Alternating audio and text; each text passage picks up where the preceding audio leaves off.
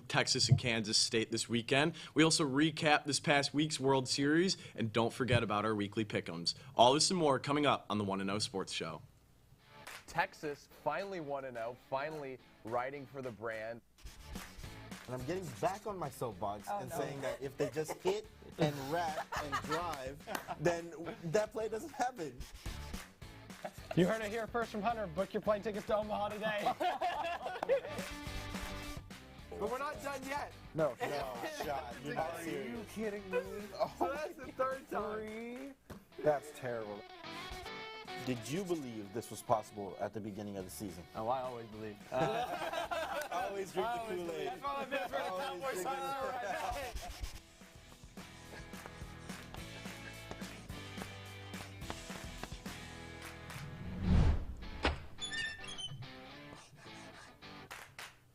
Happy Friday morning and welcome into the 1-0 Sports Show here on TSTV Sports. My name is Jason Kinander, joined here by my co-host Henry Hipschman. We are so happy to be here with you guys this morning, talk a little MLB, talk a little NFL, and of course some college football pick'ems. Henry, how are you feeling this morning? I'm feeling good. I'm ready to talk about some sports. We've got an exciting week behind us and coming up in front of us, so let's get started. Heck yeah, so before we get started here, I just want to remind all of you at home that today's show is brought to you by Cap Metro, Austin's transit system. We connect you to work, school, play, and everywhere in between. Plan your ride to this weekend's game against Kansas State at 11 a.m. at capmetro.org. Well, Henry, let's get started with one of our favorite segments here on the 1-0 Sports Show. Who's hot, who's not? I'll start out with my who's hot. I'm going to go with the #1 Ohio State Buckeyes. In the first college football playoff rankings that were revealed on Tuesday, the Buckeyes were named the #1 team in the initial rankings. And so this was not necessarily an obvious pick, might have caught some people by surprise,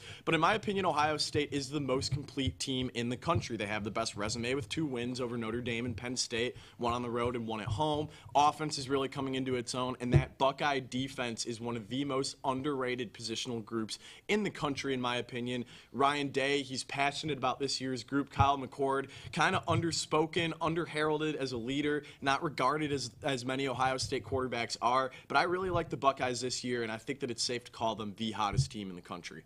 Definitely, Ohio State has proven themselves to be just that good all-around team. I think we knew they were going to have a good offense with the best wide receiver in the country, but showing us against Penn State, holding them to so little points, showing us Notre Dame a great defense, I just think they're definitely – I just don't think it's as surprising as some people may think it is. Absolutely. So let's hear who you have for your who's hot. For my who's hot, we're going to talk about football, but a different kind of football. I'm going to talk about Lionel Messi. This dude just won his 8th Ballon d'Or. I hope I'm saying that right. I'm not the biggest watcher of soccer, but still, Messi has just proven himself to continually be the best soccer player in the world. I don't know if it was talked about enough. When he was with Miami FC, dude had 11 goals in 14 matches, won the League Cup. They were 8-2 when he was around, a couple tie games as well. But you just can't not talk about Messi winning this trophy once more. 8 times is ridiculous. He just took the Michael Jordan, he just took the photo, all the rings on his hands. He was just looking good. Gotta love Lionel Messi right now. Gonna have to agree with that. I think that Lionel Messi has captivated the football, like you said, other football world in America, and has really popularized the sport in the country, sort of a Wayne Gretzky on the Los Angeles Kings effect. Gotta agree with you there, Messi who's hot. For my who's not, this has to be the most obvious pick of all time. I'm gonna go with the Michigan Wolverines. Yes, they might be ranked number 3rd in the country, but this is a program that has been met with so much scrutiny over the past week, and deservedly so, with assistant coach Connor Stallions being at the center of the college football investigation of all college football investigations, an elaborate signal stealing ring with direct video evidence, as you see on the screen there, from last year's big game between Michigan and Ohio State. But that's not the only thing going on with this Michigan program. Former offensive coordinator is being investigated for computer crimes during his time with Michigan, and a low-level assistant was just being investigated for allegedly trying to have a relationship with a 13-year-old girl. Nothing is going right at the University of Michigan. This weekend's game against Purdue will be very interesting, given the disadvantage that Michigan will now have compared to this season and last season when they had an unfair advantage. Michigan Wolverines, ice cold, very interested to see how this plays out. Definitely. I think everybody knows by now that contract talks have been suspended with Jim Harbaugh.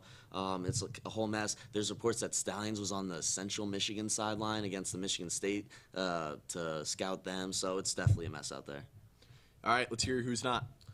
For my who's not, I got the Raiders. It is just a mess out in Las Vegas. They just fired their GM, they just fired their coach, and rightly so. Josh McDaniels was not doing a good job. David Ziegler was not doing a good job. They had to bench Garoppolo. Aiden O'Connell's now at the helm for the Raiders. They're 31st in yards per game. They're averaging 15.6 points per game. They're missing easy passes. He missed Devontae Adams, what could have been like a 98-yard touchdown the other day. It is just so ridiculous to see them playing like this. They have so much talent with Josh Jacobs in that backfield, one of the best receivers in the league who's just not getting his opportunities this year. Garoppolo is just bad decision-making in a lot of games, and it's just bad game management. You know, it's who's not, so we should keep it along the lines of why this Raiders team isn't hot. But one thing that I do want to interject here is I loved the introductory press conference for new interim head coach Antonio Pierce. Sort of a Dan Campbell vibe, just real electric guy, wants to galvanize the troops. I'm interested to see what the Raiders do the rest of the year, but I have to agree that for now they are ice cold. Josh McDaniels, don't think he'll ever be a head coach in the NFL again. I think that's actually a cool thing to mention about Dan Campbell. I think he's kind of going to change the landscape of coaching. The way he came in and turned around the Raiders, a lot of people are going to follow that from now on. Oh, absolutely. Time for what's trending. The Texas Rangers take the World Series in 5 for their first championship in 52 years of existence. What was your favorite moment of the season, and did you expect this outcome? I'll lead off. My favorite moment of this baseball season actually came from a team that did not make the postseason, and that was the emergence of 21-year-old Elly De La Cruz of the Cincinnati Reds. To see somebody who is my age put on this type of show in Major League Baseball, pretty incredible. The highlight that we're rolling here is from June when De La Cruz stole second, stole third, and stole home on 3 consecutive pitches. Just absolutely out of this world type of stuff. He also hit for the cycle, hit a 460-foot home run in his second game. Can't wait to see what this guy does for the rest of his career. And honestly, pretty emblematic of some of the young stars we have in baseball. I think that the biggest part of this season was some of the young players, Corbin Carroll, De La Cruz, Adley Rutschman, who really burst onto the scene and are going to be at the center of this sport for years to come. Now, to talk about the Rangers for a brief second, I did not expect this outcome for the season. I did expect the postseason for the Rangers, but I didn't expect them to win the way that they did without Jacob deGrom, without Max Scherzer, who they acquired at the deadline, and without Adolis Garcia to finish off the World Series. Very impressive stuff from the Texas Rangers, and I think it's time to start talking about Bruce Bochy as one of the greatest managers in the history of baseball. I love that take on Elly De La Cruz. Dude is a physical specimen built in a lab. I think when he's having blood tested for being part Terminator, that dude is doing an incredible job. And, yeah, Bruce Bochy, I don't even know what to say. Turned around a team that had 80-plus losses in every season since 2017 except COVID.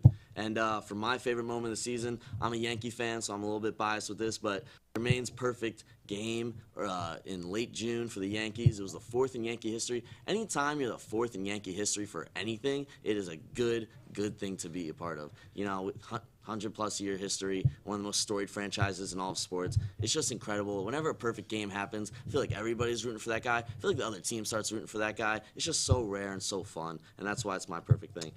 For the Rangers, I definitely did not expect it. Like I said, 80-plus losses in every season since 2017. Bruce Bochy performed an incredible turnaround. He took a team that had so much potential. They proved themselves such an offensive talent, I think, through every series this year. So definitely cool to see. Not expected. I agree with that, Henry. And, you know, the coolest thing was when Bruce Bochy was being interviewed on the field after that Game 5 win, they asked him at the Fox postgame show, they said, you know, you were on your couch last year when GM Chris Young gave you a call and said you want to come back. Aren't you glad that you did? He just kind of nodded his head and gave a little laugh and said, of course I am. And sure, the Rangers and all their fans are happy about that, too. For the last part of this opening block, we're going to turn the tide to the NBA. Season tipped off last week. Already tons of action and a blockbuster trade less than a week into the season. James Harden going across the country from the Philadelphia 76ers to the Los Angeles Clippers. Henry, we'll start with your answer here. Do you think that the James Harden trade makes the Clippers a top team in the West? Why or why not? I'm going to say no, and I think we've seen why. He joined the Nets. They didn't become a top team. I know there was a lot of injury problems. I think they had less than like 25 games played together, him, Kyrie, Kevin Durant. But I just don't think he's making the culture what people think he's going to do. He went to the 76ers. There was some friction with him and Doc Rivers. I know Embiid, he was kind of close with Harden, but he said, like, you know, he lost his trade. I just don't think he's good for the team culture as people think he is. I know he's still a good player. I think he's still a good shot maker, but I just don't think he's going to do what people. I just don't think he's going to bring this team to that championship level. I agree with that aspect of your answer, and I'm going to preface my answer by saying that at no point in my time as an NBA fan, NBA follower, even and especially his time with Houston when he won the MVP, have I thought that James Harden is what you would call a winning basketball player. And that doesn't mean that he's not able to put the ball in the basket or make the right reads. He doesn't play defense. He's not motivated to win. But at the same time, I think that the way that this Clippers roster is constructed absolutely makes them a top team in the West. They have an experienced roster with depth at every position. Russell Westbrook's coming off the bench. I think that that's pretty crazy. You could say what you want about Westbrook's efficiency and about his shot selection and shot making abilities at this point of his career, but I still think that to be able to have the positional depth, Harden starting at point guard, Westbrook off the bench, Harden is still a top shot creator, and now Paul George becomes the third option on this Clippers team. I've always been of the opinion that Paul George is a more viable third option on a championship-level team anyways. So I just like the way this roster is constructed. Ty Lue, he's been there before. Kawhi Leonard looks hungry. I think the Clippers are going to be a top 3 team in the West this year. When we return, we are going to introduce our Versus segment when we talk about our best show and tell, plays of the week, moments of the week, bloopers of the week. You know the drill. You won't want to miss it. Stay with us. We'll be right back after this.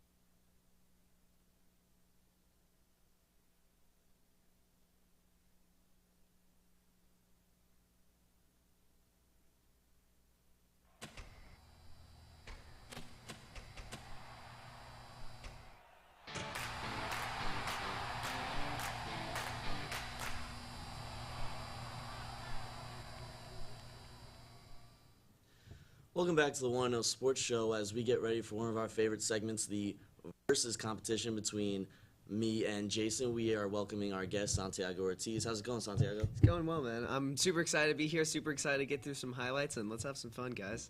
All right, we're going to get started. Jason, why don't you start us off with best college football play of the week? My best college football play of the week is Marvin Harrison Jr.'s toe tap touchdown, as Gus Johnson likes to call him. Maserati Marv, look at the back shoulder throw from Colin McCord. Harrison is able to pull it in the back right corner of the end zone, even though he got banged up. You see the college football rules, 1 foot in the end zone. I think he could have even gotten a second in if he were in the NFL. Taking the face mask penalty, Harrison Jr. is easily the best wide receiver in the country. He is who I would like my Chicago Bears to pick if they find themselves with a top 3 pick. Maserati Marv with the toe tap touchdown, 2nd of 2 against Wisconsin in a primetime game. That's a great pick, and, you know, the Bears could do nothing but benefit from that.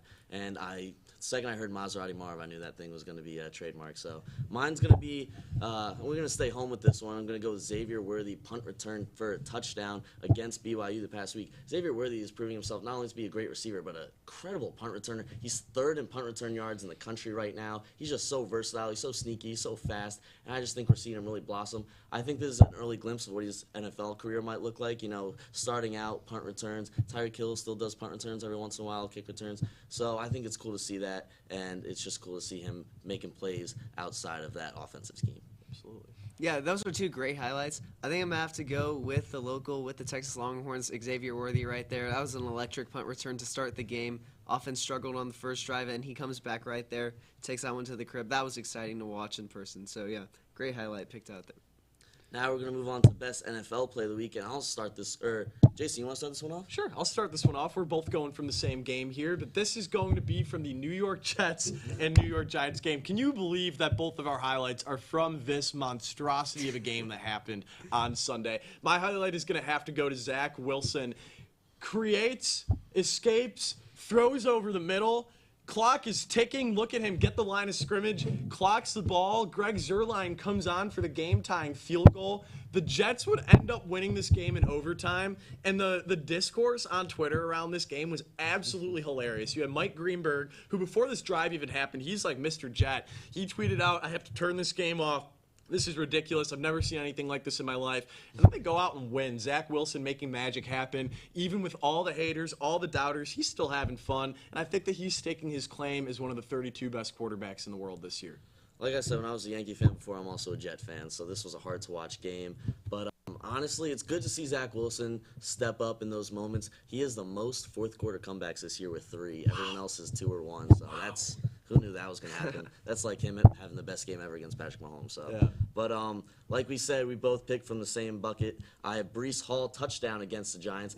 This was a game that lacked offense, and I think that was obvious. But Breece Hall making something out of nothing, running around one defender, going up that sideline, using that speed. Dude's coming off an ACL injury from last year, and now he's scoring touchdowns from 48 yards out, flipped in the end zone, avoiding flags. I was so upset for a second because I thought I was getting called back, but that's just incredible. I think Breece Hall is an underrated running back. I don't think we talk about him enough. I think he's top 5 in his skill. He's got Le'Veon Bell-esque kind of movement. You know, he's patient, but he's fast. He's a little stout, so he's just got that power.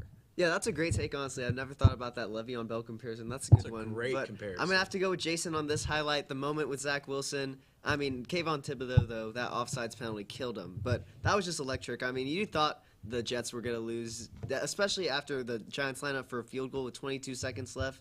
No way they're going to come back. That was a 1 in 100 odds of that win. So got to go with Jason on this one. We're now going to move on to Best World Series highlight, and Jason, start us off once more. Yeah, so Game 5 between the Rangers and the Diamondbacks. Nathan Eovaldi, who in my opinion is one of the most underrated pitchers in baseball and probably the most underrated postseason pitcher in the history of Major League Baseball, took the mound for the Rangers with their opportunity to win their first World Series in 52 years. And what did Nathan Eovaldi do? Well, he found himself in 5 jams in 6 innings, and he got out of every single one of them, inducing ground balls. Sometimes he had a runner at third with less than 2 outs, 2 runners on with less than 2 outs, bases loaded with 2 outs. Didn't matter. Eovaldi found himself both in and out of jams. He looked both relieved and elated on the field after the game. Hey, I would be too. He's a 2-time world champion, one with the Boston Red Sox back in 2018. Now he is one with the Texas Rangers in 2023. Really looking like one of the more clutch pitchers in the history of baseball, and no one really cares to talk about it. I like that opinion. I think it's a good opinion, but I'm going to go with Jonah Heim's home run against the Diamondbacks, extending their lead. And this was kind of late in the game. This just gives them a push. It gives them an edge, and it's a good momentum builder. I think this after this, a couple more runs were scored. I believe, I honestly wasn't paying that close attention to this World Series. I know it was the least watched ever, so you can't blame me that much. Yeah, you and millions of other people. But I just like these kinds of hits. It just gets things going. It gets things running. Not home run, by the way, base hit. My mistake. Yeah, I got to go again with Jason. That Nathan Eovaldi performance was just a great performance, man. And you looked at, there were so many times with those bases loaded, and it was going to be great, momentum from the A's. They were down those last 2 games, did not play well the last 3 games of the season, and he just got out of it. And that really proved that he is a top pitcher in the MLB. Clutch. He has a clutch gene. Not Very talked clutch. about enough in regards to baseball. Yeah. I gotta agree with you there. We're gonna move on to my favorite one, is the worst ump/ref mistake or biggest blooper. And I'm gonna start this one off. I'm gonna go with Cardinals versus Ravens. Refs on 4th down don't measure the ball. They don't measure the ball. It's an important 4th down. It was hard to find a clip of this. That wasn't on Twitter and all grainy, so I apologize for that. But they go for it. This is important, guys. 4th downs matter. They got it. They're momentum builders. They did get it. And the refs don't measure it. They move the ball back a half a yard. And what is happening? That's just ridiculous. We've seen some stupid reffing this year, I think. And that just right there is just I don't know. I just don't know what to say. I may have to concede this category, one, because I don't have a clip for mine. I'm just going to describe it. But two, because I hadn't seen that, and I think that's blasphemous. How do you not measure the ball there? Yeah, I wish we had the clip of the ref grabbing the ball and moving it back a half yard when all the players are lined up already. But There's so many Twitter videos out there. I'm sorry we couldn't get it in there, but it's out there. I don't know. I promise this is the last time I'm going to talk about the least watched World Series of all time. I'm sorry. But my biggest umpire mistake was in Game 3 of the World Series. Series was tied 1-1. The series had just shifted back to Arizona. And the Diamondbacks were down 2 runs in the 9th inning with a chance to get the tying run at the plate. Gabriel Moreno leading off the 9th inning.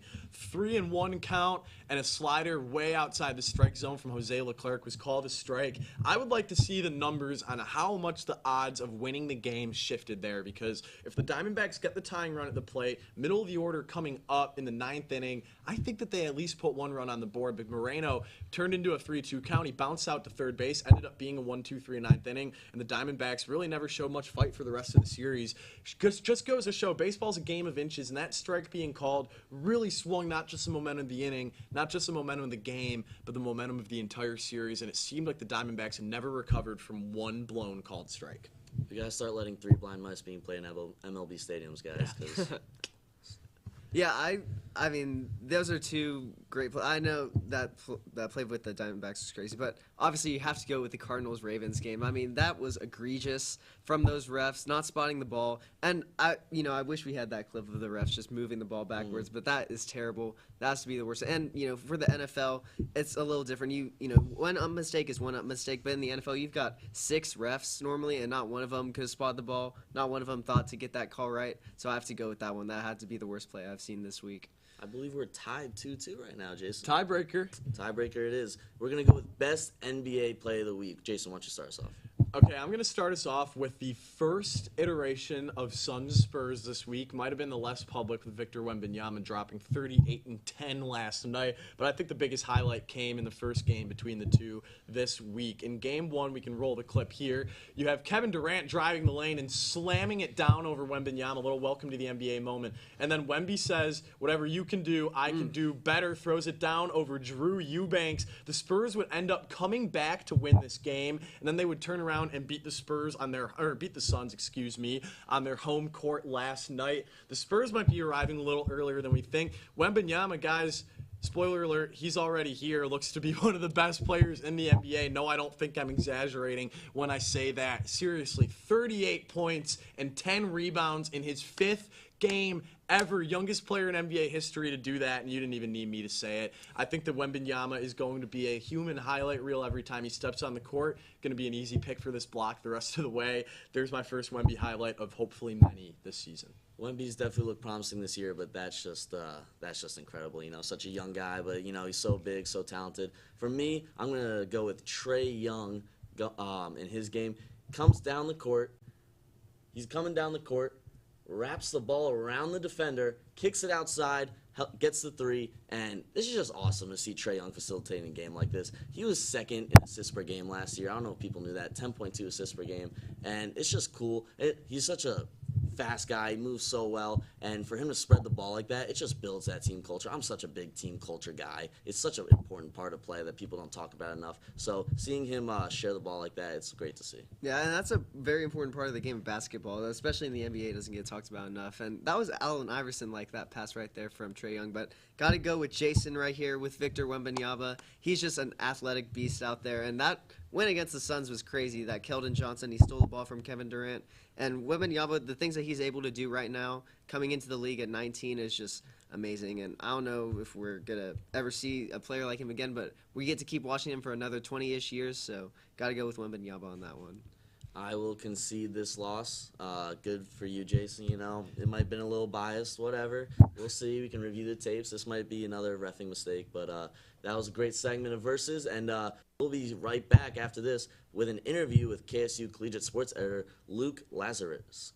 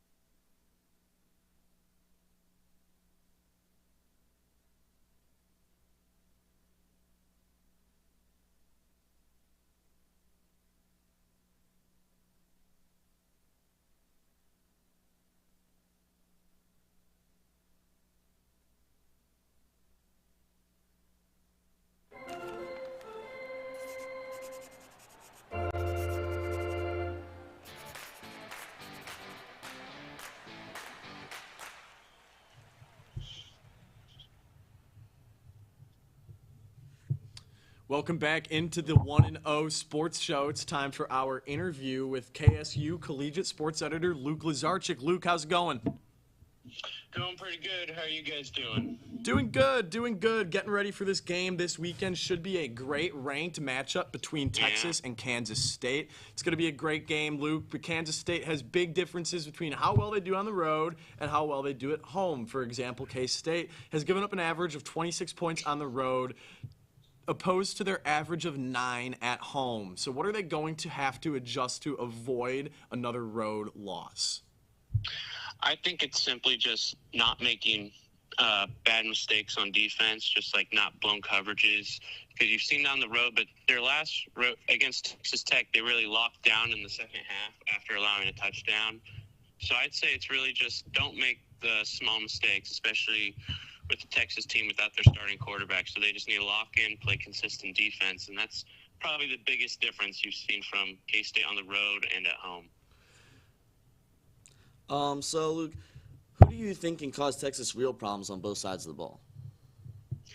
You know, I think if they just make mistakes, I know that sometimes when I watch Texas, they sometimes play down to competition. And K-State is not a team playing down to competition. But if they're not taking K-State fully seriously, Wildcats truly have they don't have many game breakers, but they just have a lot of solid players everywhere. So they can't allow anyone to lay off, and then someone like Austin Moore, linebacker, or someone like that, just starts making a ton of huge plays. So they need to treat everyone like a good player and just not let any small issues turn to big issues.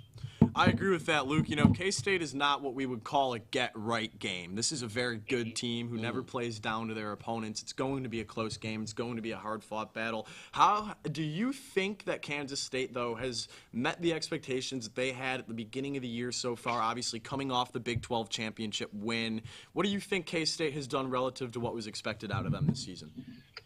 You know, it's kind of an interesting question because K-State started the season pretty well, and then the loss to Missouri, and then lost Oklahoma State. And you couldn't, at the beginning, you're like, no, they just have not met expectations at all. I was honestly surprised. I thought they were going to be better. But then, as of late, they played so well these past few games where it's like they're getting there. And this is sort of like the defining game. Since you lost those games early, it's like this is sort of the defining game to where is this an improvement, or are you meeting expectations, or are you not living up to that Big 12 title standard? So I'd say they haven't quite yet, but a win tomorrow would be the game that pushes them there to meeting expectations and then sort of at the front of the Big 12.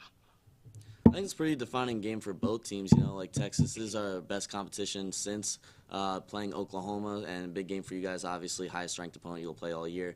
So I want to ask about Avery Johnson. He's looked really good in the limited time he's gotten this year. What do you think his ceiling at Kansas State is, and do you think he'll be a top player in the nation? You know, Avery Johnson's a great player. He's so athletic when you watch him. You could tell that he has a lot of just skill and talent. He's made a couple is against TCU. He made a couple beautiful throws to other freshman receiver Jace Brown. So I think truly, I don't know about this year. I think Will Howard still has the main hold as the starter, especially he played like nearly every snap against Houston after Avery Johnson fumbled.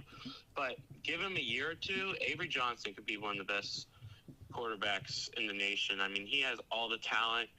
K-State generally does not have fantastic weapons on the outside, but that could improve if players want to play with Avery Johnson. So I'd say the potential's there, but you gotta give it a year or two probably before you say he could be one of the top quarterbacks in the nation. I agree. I think that Johnson has shown flashes, but until he's given the reins at the under center for Kansas State as a full-time starter, I think that it would be a little ambitious to call him one of the future best players in the country. Now we're going to talk about last season, somebody who was one of the best players in the country. That was Bijan Robinson. He gave Kansas State so much trouble. Of course, now he is on the Atlanta Falcons. So which Texas player this season do you think can give K-State the most trouble on Saturday?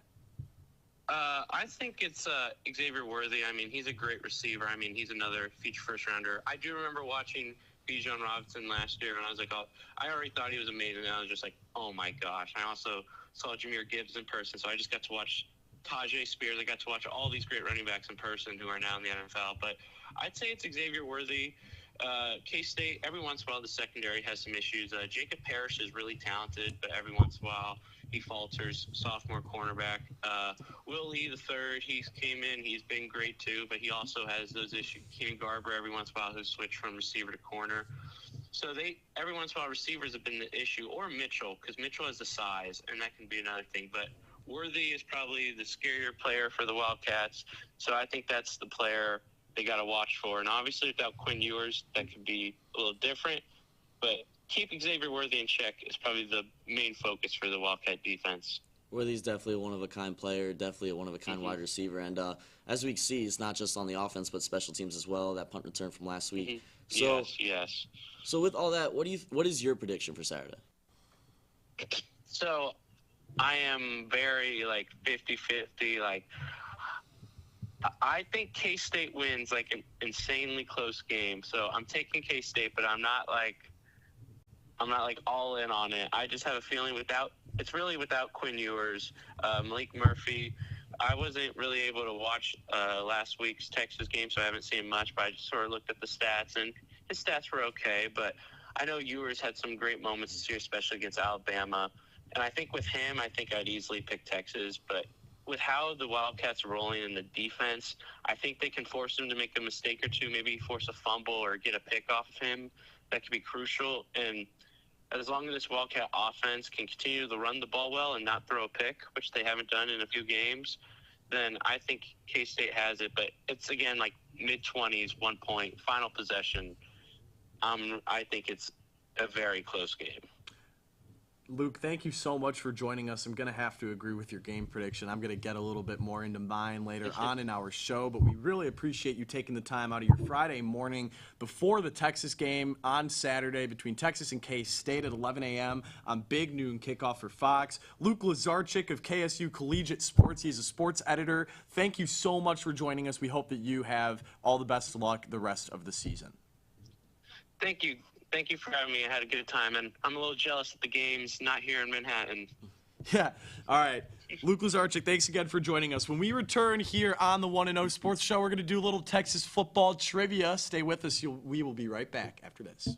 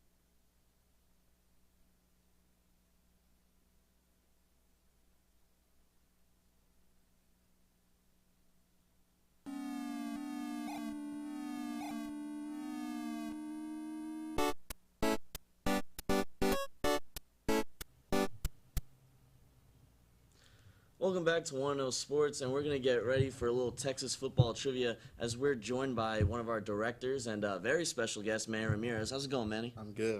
How you guys doing? Doing good. Good to see you, great. Manny.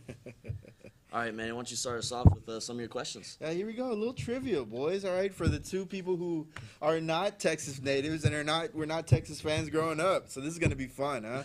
Here we go. All right. So, in my opinion, the best live mascot in the country, Bevo, right? How many Bevos has Texas had in their history? What number Bevo are we on? Are we on A, 15, B, 22, C, 12, or D, 19? 15. Okay. We're on 15. 15. I always see that big XV at the game. Yeah. So. Yeah. 15 is correct. There you go. Way to be, go. way to be observational, guys. Great job. Great job. Here we go. All right. Question number 2. Who has the most passing yards in a game for Texas in its history? We got A, Major Applewhite, B, Colt McCoy, C, Vince Young, or D, Sam Ellinger.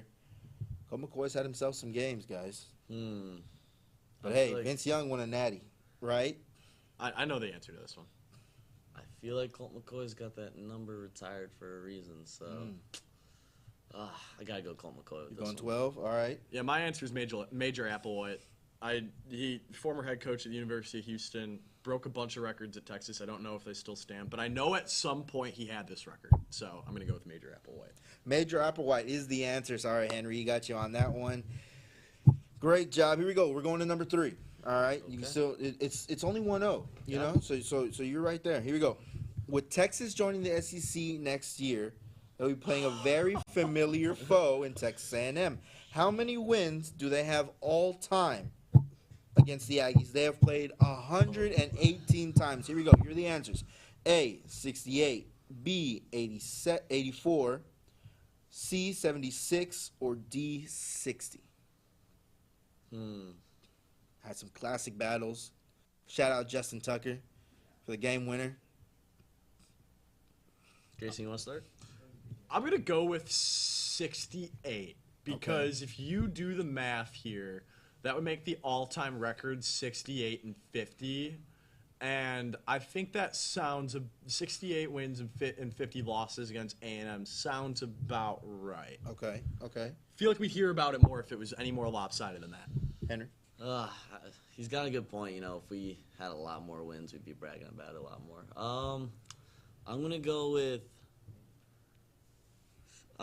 76. I think we're a little bit more lopsided than we think we are. Ooh. 76 is the correct answer. We've got 76 wins over Texas A&M. Here we go, 1-1. We're even on the sides. Number 4. Currently, how many active NFL players have come from the University of Texas? Here we go. A, 27. B, 21. C, 33. Or D, 42. I'm gonna go with 27. Okay. That number just feels right to me. I'm going to go with 21 because I know that 2 years ago, I want to say it was the first time in however many years where Texas hadn't had a single player drafted. So I know that number is going down, and I just like doing like some quick numbers in my head. I don't think I can think of 33 former UT players in the NFL. Okay. Currently in the NFL. No way. Yeah. 21's my guess. Well, sorry, guys, you both are incorrect. It's actually 33. There's 33 players that came from the University of Texas currently in the NFL, active and playing. All right, here we go. For all the marbles. Question 5. What game has Jalen Ford gotten his most tackles this season with 11? Was it against A, Oklahoma, B, BYU, C, Baylor, or D, Kansas? Well, we know which one we can eliminate. It was the not-so-great game he played against Oklahoma. Okay. So it's got to be one of the last 3. I was at the Baylor game, and I'm going to go with Baylor because when I was chopping up the highlights that I shot after that game, Jalen Ford just popped up time and time again. I'm going to go with Ford. I'm going to go with the Baylor game, and it's a low-confidence pick. Okay. Henry? I want to say Baylor too because I remember watching that game. I don't know. I don't want to tie. I don't really want to tie though. So Kansas. I feel like it's Kansas or Baylor. I'm going to go with 4, Kansas. Gentlemen, I regret to inform you, you both are wrong. It's BYU. It is the game they just played. It's BYU. This was good. This was fun. I think you guys did well. Especially on the history aspects of the show. This was a lot of You fun. each got 1 question right out of 5, bro. It's all right, man. Hey, it's okay. We had a great time. We had fun. That's what matters. We had fun. Yeah. Yep. Well, that concludes our trivia section. We want to thank Manny for joining us, and we'll be right back Always a with pleasure, our man. pick'ems. Absolutely.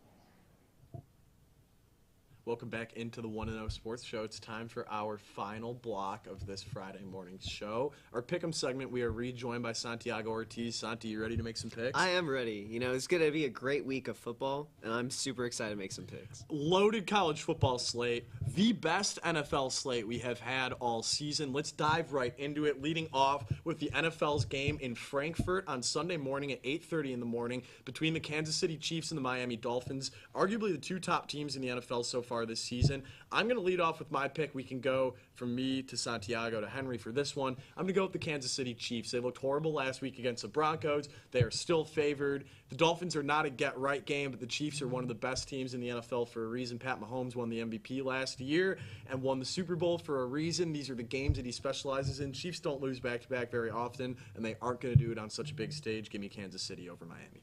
I think that's a great take. Coming off that loss to the Broncos, it's really hard not to pick the Chiefs. Their offense struggled. They looked rough on all aspects of the game. Lots of penalties for them. But I want to go with the Dolphins on this one. Although it may not be the smart pick, I've been picking the Dolphins on all of their big matchups against the Bills, the Eagles. I have to triple down on this one. I think the Dolphins, they need to beat a contender to prove that they are a contender. I think that if there's any game for them, it's going to be this game in Germany. Kind of a weird game for both teams. You got players like Marquez Valdez-Scantling kind of complaining about the trip to Germany. So I think if anyone's going to be able to win this one, it's going to be the Dolphins. I think we actually see a lot of change when these out-of-country games take place. I think unexpected things happen, so you never know. I like Miami. They have the best wide receiver in the NFL, Tyreek Hill, who's on pace for like the most historic season ever. I think they're good offense. I've always liked Tua, accurate passer, great passer. But I'm going to go with the Chiefs. Kind of what off Jason said. Patrick Mahomes does not lose 2 games in a row. He's such a great quarterback that they can pull out of this one. I know they've had struggles this year. I know he's had more interceptions than he's liked to, but ultimately, I think there's going to be an offensive battle, and I think the Chiefs are going to come out winning, especially if Taylor Swift's in attendance. So we'll see. Okay, game number 2 on our schedule. It's between the Seattle Seahawks headed to M&T Bank Stadium to take on the Baltimore Ravens in Baltimore. I'm going to go Seattle in this game. Changed up my pick last second. I really like the Seahawks defense this year. I think that Devon Witherspoon is coming into his own as one of the best cornerbacks in the NFL his rookie year. The Seattle defense was pretty bad last year. A lot of turnover, a lot of young pieces. Love their young secondary. And the offense is great. It's a great receiving core. The running backs are pretty good. O-line is a weakness, but Geno Smith is stout under center. Give me the Seahawks in a road upset over the 6-point favorite Baltimore Ravens. I am going to have to flip the script right here. I'm going to go with the Baltimore Ravens. Lamar Jackson is 17-1 against NFC teams in his career. Make it 18-1. The Ravens are going to take down the Seahawks with good defense and a strong running game. Although you mentioned those great corners from Seattle, the Ravens' running game has been great the last few weeks. Gus Edwards had 2 touchdowns. They can really sub in anybody back there in that backfield with Lamar, and they'll be great. So I got the Ravens winning this one at home. I got to agree with Jason once more. I'm going to go with the Seahawks as well. I like that offensive firepower they have. I love DK Metcalf and Tyler Lockett. Geno Smith is a good guy under center. They're leading the NFC West now. They have something to prove. They have something to defend. And I think the Seahawks are the right pick for that. Cowboys and Eagles, a matchup of the 2 top teams in the NFC East, as the Cowboys will head to Philly for a showcase game, Fox's NFL Game of the Week on Sunday at 3:25. Henry, who do you have? I got the Eagles in this one. I still think they're the best team in the NFC easily. I know the Cowboys' defense has been great. I know Micah Parsons has been great, but I don't think they're going to be able to stop that tush push. And A.J. Brown has been arguably just as good as Tyreek Hill these last 5-6 games. He's putting up incredible numbers, 5 or 6 straight games, 125-plus receiving yards. He's on my fantasy team, which makes me really happy. He's doing great. Devontae Smith, you just got 2 wide receiver ones. You got a great, mobile, strong quarterback, and I think that's going to overwhelm that Cowboys defense. Santi? Yeah, that's great insight right there. The Eagles' offenses look great, and if they can't stop the tush push, they probably won't be able to stop the fake tush push that we saw last week from the Eagles. I mean, now they're adding in some trickery with that. But I have to go with the Eagles because in this game, it's a close matchup between 2 great teams, and you look at the Cowboys and you look at Dak Prescott, and can you trust him in a big game? Can you trust him to not turn the ball over? I don't think I can. I'm going to have to go with the Eagles on this one. Yeah, I'm going to flip the script on you 2 here and go with the Dallas Cowboys. I think that this is a great Dallas defense. I think that it's a Dallas offense that is playing its best football at the right time of the year. Dak Prescott looks pretty good under center. Tony Pollard truly is one of the best running backs in the NFL. And I like that receiving core of CeeDee Lamb, Brandon Cooks, and Michael Gallup a lot more than I thought I would. Give me the Cowboys in a road upset over the reigning NFC champion Eagles this weekend. Sunday Night Football, it is a good one. The Bills head to Cincinnati in a rematch of the postseason game last year. I'm going to have to go with the Bengals in this one. I really like the way that the Bengals look as the season goes on. Joe Burrow's starting to play some of his best football. The defense is coming into its own. That connection with Jamar Chase has been kind of reinvigorated. I'm also just not huge on the Bills. They didn't look great last week primetime against the Bucs. It's tough playing back-to-back primetime games, even with the 10 days in between those two. Give me the Bengals at home over the Bills. Yeah, I'm going to have to go with the Bills. Although Burrow and the Bengals are fully back, the Bills' offense has been slowly but surely turning it up. The last 4 games have been rough. They've lost to the Jaguars, lost to the Patriots on the road, but they've, skated by the Giants, skated by the Bucs. But I think that this is going to be a big bounce-back game for them. Big revenge games, too. A lot of the Bills players very motivated after that home playoff loss. Give me the Bills on Sunday Night Football. I like the Bengals for this one, kind of going off what Jason said once more. Joe Burrow's looking in full form again. We know he had injury struggles, but the Bengals have won 4 of their last 5. They just dropped 30-plus on a 49ers defense. I don't think the Bills can contain that. I think they're going to be overwhelmed. And like you said, I think we've seen the Bills shy away in the spotlight this year. They've struggled against teams, starting from that first game against the Jets going on. Giants, they barely won, and that was a controversial win. So, I got to go with the Bengals. All right, guys, we are going to go to our last NFL game of the weekend. Is the Monday Night Football matchup with the Los Angeles Chargers playing back-to-back primetime games against the New York Jets playing in one of their 7 primetime games this year. Henry, who do you like in this matchup? I'm going with the Jets, mainly because their defense, I think, has been top 5 all year. Even with Sauce Gardner hurt, got guys stepping up. You got Michael Carter, who's been one of the best cornerbacks in the slot this year. And offensively, they're looking better. You know, Zach Wilson obviously had his struggles against the Giants. That was a tough rain game. You know, it happens. But for 3 games in a row, he's played solid ball. He stepped up in those last seconds. They got Brees to rely on. They got Garrett Wilson. They got so many guys. They got C.J. Mosley on the defensive end too as well, Quinton Williams. So I just think the Jets have the overall better team, more talented team, and they're going to take this win. Yeah, although it may, Zach Wilson and the offense may be clicking, I'm going to go with Justin Herbert and the Chargers in this game. That Jets defense has looked very good, but again, kind of like we talked about earlier with the Dolphins, for the Chargers, this is a prove-it game for them. If they lose this game, they're going to be sitting at 3-5, almost tied with the Raiders for last in the AFC West. And for Justin Herbert and for Brandon Staley, this is a game where they're going to need to come out strong. The Chargers offense is good. They were clicking last week against the Bears, and they're going to need to click again like that this week. But I got them on Monday Night Football. I think Justin Herbert has a pretty good record on Monday Night Football, if I'm not mistaken. But yeah, going with the Chargers on this one. Yeah, I'm going to go with the Jets here. I think that defense is great. They picked up a big momentum-shifting win on Sunday against the New York Giants. Zach Wilson isn't nearly as bad as everyone loves to say that he is. Give me the Jets on Monday Night Football at home. All right, 5 NFL games down, 5 college football games to go. First off, number 12, Missouri, headed to Athens to take on the reigning 2-time national champion Georgia Bulldogs. The line on this one is pretty big, 15.5. I am taking Georgia to win, but Missouri to cover. I think that this game is going to be pretty close. I really like Brady Cook as the Tigers quarterback. Luther Burden is the best wide receiver in the country that no one likes to talk about. Eli Drinkwitz has the Missouri Tigers at 7-1. That's right. Eli Drinkwitz has the Missouri Tigers at 7-1. If they win this game, they control their destiny in the SEC and in the college football playoff. I don't think they're going to win this game, though. Give me the Bulldogs in a little bit more than a one-score game. Yeah, however fun, it would be to pick Missouri to pick the upset. We saw last year Missouri held them close, but that game was in Columbia and this game is in Athens. And I don't think there's slim to none chance. You hit the points right on the spot. Missouri's offense is great, but Georgia, they've looked smooth even without Brock Bowers. And Carson Beck is really coming into form here at Georgia. Yeah, I'm going to pick Georgia, too. I just think they're overall better team, better defense. Defense wins games, I think. I'll always pick the better defense, usually. Also with Georgia, they see Ohio State getting that first spot in the CFP predictions. So I think they kind of have a little chip on their shoulder this weekend. They want to show people that they're number 1 right now for a reason. So the last, as far as we know, iteration of Bedlam is going to be this Saturday. Doesn't that stink? One of the best rivalries in the sport not going to be renewed past this season with Oklahoma going to the SEC. The 9th-ranked Sooners, fresh off a loss to Kansas, will head to Oklahoma State to take on the number 22 Cowboys. Henry, who do you like in this matchup? I like Oklahoma mainly because they're coming off that loss from Kansas. I think they're the better overall skilled team offensively. And, that was a demoralizing loss. Like I said, big, culture guy, big feeling guy. Like, this is a chip on their shoulder game. They got to show people that they matter. I don't know if they really have a shot at the playoffs anymore. You never know, I guess. But they definitely need this win. I think they're going to take this win. Yeah, I have to agree with Henry right there. Oklahoma, the last time they went to Stillwater, they had that whole fiasco with Lincoln Riley where he was talking about USC job and then he dipped out on them after that. But give me Oklahoma coming off a rough loss to Kansas.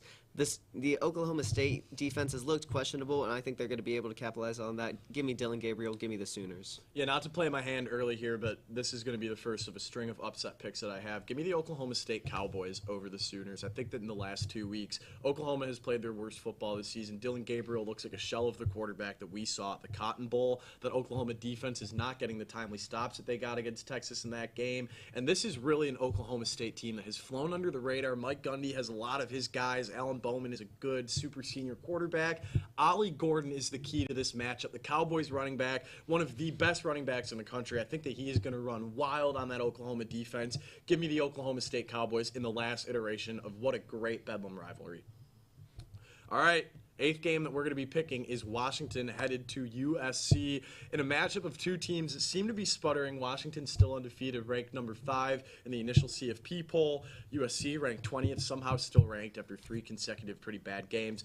I actually think the Trojans get right in this one and end up winning. Caleb Williams, he has something to prove. He knows he's going to be the first overall pick. He already has 1 Heisman Trophy in his trophy case. I think that Williams wants 1 more signature win before he leaves school. No better way to do it in front of the home crowd against an an undefeated Washington Huskies team that really hasn't looked good the last few weeks. Give me USC in a close one. I like that about Caleb Williams, but you know who I could pick Caleb Williams, but I cannot pick the USC defense. They have looked atrocious in the last. They've looked atrocious since Lincoln Riley got there. In Washington, they've struggled with Arizona and Stanford. I think this is got to be a big bounce back game for them headed into the tail end of the season. Give me Washington on the road. I'm going to take Washington as well because I don't think USC is just performing well in these big games. We saw them lose to Utah. We saw them got destroyed by Notre Dame. And it's just a struggle when you have no defense, when you keep having these three-point games that come down these last-second field goals. It's just a bad mentality thing. I think Washington is the better overall team, like more rounded-about team. Obviously, USC has the better quarterback, but I got to take Washington in a three-point game probably. 2 games left to pick, and it's the 2 most important games of the week to those of us in Austin, Texas. The first is with the LSU Tigers headed on the road to Bryant-Denny Stadium. Guys, every year this is such a great game, LSU and Bama. This year it's going to be even better than we are expecting it to be. Henry, why don't you start off? Who do you like, the Crimson Tide or the Tigers? I'm going to take Alabama in this one. I know LSU has a good quarterback in Jaden Daniels right now. I know they're playing relatively well, but I think Alabama is just the better overall team, like I've been saying about a lot of these guys. Since that Texas loss, they've been pretty solid. They've had some close games. You know, they were down to Tennessee, and then they come back and kind of crush them a little bit. I like Bama. I think that's a mentality thing. Also, just this rivalry, the history. I think Bama has the upper hand overall. You know, I think LSU feels like they're playing up to Bama most of the time. The only time that didn't happen was, Joe Burrow versus Tua Tagovailoa. So I like Bama for this matchup. Yeah, I'm going to have to agree with Henry again. I think LSU, they've really been, doing well on offense with Jaden Daniels. He's bounced back a lot since that loss to Ole Miss and since the losses to FSU. And they've got Malik Neighbors in there at wide receiver, who he might actually be the best wide receiver in the country. No disrespect to Luther Burden. But Bama's defense is going to win them this game. This is a rivalry game, revenge game. Got to pick Bama at home.